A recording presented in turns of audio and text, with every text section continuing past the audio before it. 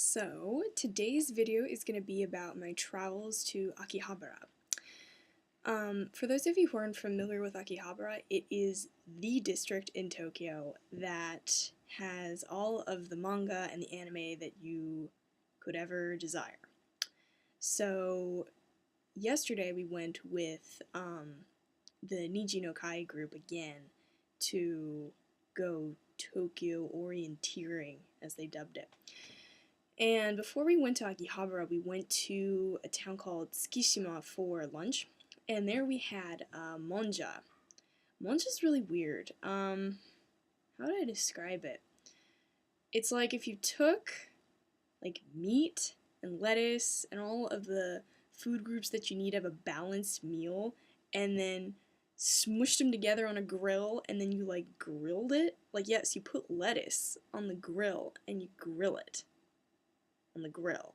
So we ate that, and it was actually really good. Like, when you first see it, it looks like vomit, but it actually tastes really good. So that was a good experience. And after we ate monja, we promptly went to Akihabara. So in Akihabara, there is an attraction that is very popular, and it's called maid cafes. These are literally cafes in the sense that it's like they serve coffee, and it's more of like a sweet shop. They serve coffee, and they serve a lot of like cake and ice cream, and I think they do serve some regular food like curry and meat and the like. But what makes these cafes so interesting is that the waitresses, are literally these tiny Japanese girls who are probably like, I don't know, 4'10", and they're dressed in like this cutesy, subliminally sexy French maid outfit. I really wish I could have taken a picture of this whole thing, but unfortunately when we entered the maid cafe, there was promptly a sign that said, "No pictures." And I was like, gah! Oh, trolling on my American tourism senses again. So, unfortunately, there's not a lot of pictures, but if you look on Facebook, there is one group picture that has like 15 of us, and I think there is one maid in the picture, so you can get a look at that. But anyway, there are a couple of aspects, even besides the maid costume, that's very interesting. Number one, when they bring you your food, you're supposed to do like a chant, and it's like sickeningly cutesy. In English, I would translate it as something like, "Oh, my food is so wonderfully cute. I will eat it with joy and wonderfulness." Like, that's literally how I would translate it. And like, you have to do like these really cutesy, like, little hand gestures to go along with the song. And like, they will not give you the food or let you eat it till you do the song. I was really confused because I was like the first non-Japanese person to get my food, and they're like, "Okay, you gotta sing the song now," and I was like, what? What are they talking about? And literally, like, I don't remember the words, but it went something like, "Near, near, it's so cute, la," like something like that. And I was so confused, like, what the fuck is going on? And so there's that. And then a second thing that they do that I guess really depends on the maid cafe is the maids, there's like 3 or 4 of them, get up on this little stage and they do like a little karaoke performance, except one maid is singing and then the other 2 or 3 are dancing like dance masters for the maid that's singing. And there was this one girl who was freaking crazy. It was like holy roller meets otaku. She was like this little tiny Japanese girl just flailing all over the place. And like she was doing the limbo, and she was like crazy energy.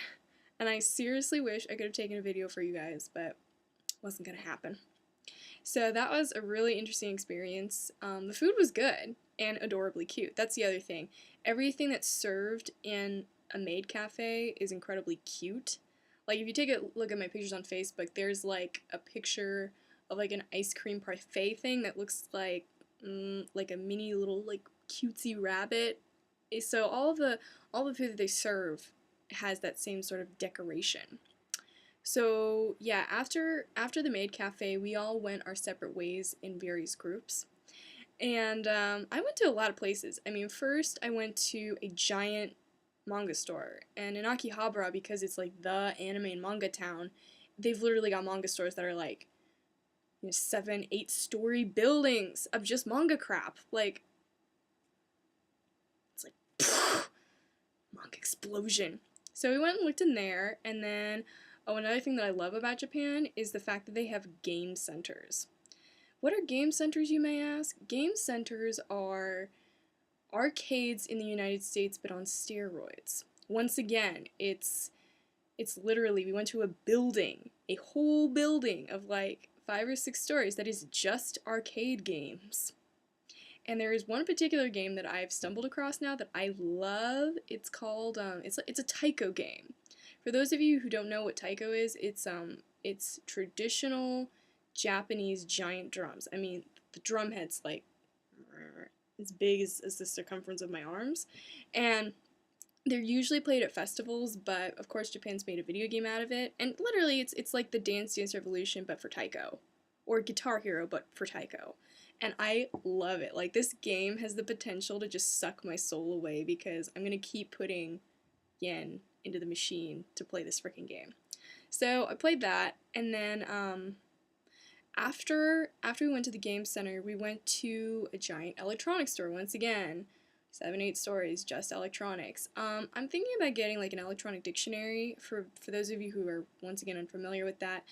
In Japan, like every single Japanese student that you will ever see has an electronic dictionary, and it's just how it sounds. It's like the Webster Dictionary stuffed into a little, convenient pocket handhold thing. Like, it's the size of a Nintendo DS, but what's really cool is that the more advanced models have English-Japanese translation and, oh my gosh, kanji check. Literally, if you're not sure what kanji you want and you don't quite know the meaning, there's this little pad on the Denshi Jisho itself where you write with like a little Palm Pilot pen, and you can like scribble the character, and then it'll be like, oh, did you mean this, or this kanji?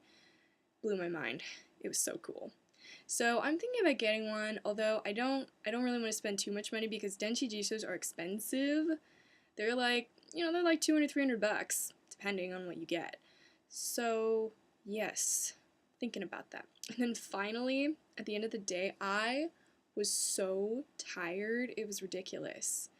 Like, no one really realizes how tiring and stressful it is to be in Japanese mode all day until you actually do it.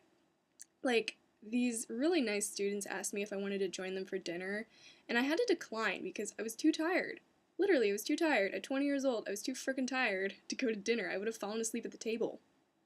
And so, literally, I was so happy to get home. I went home, I ate dinner, I took a shower, in bed by 9 o'clock.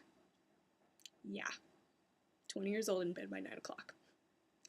So yeah, that was my Akihabara experience, and more to follow. Oh, one last thing. So I was told that ironically in my Japanese phone video, I didn't actually show my phone. Here it is. Oh yes, those are some awesome stickers that I have put on this phone to make it recognizable, because about 10 other people have the same phone in my group. So this way, I know what my phone is. Oh, and yes, it's a flip phone. A flip phone. An old-fashioned flip phone. And yes, it's giant. It's, I don't know, like, from tip to tip, it's probably like 8 inches? I don't know. Anyway, that's my phone, and more to follow soon.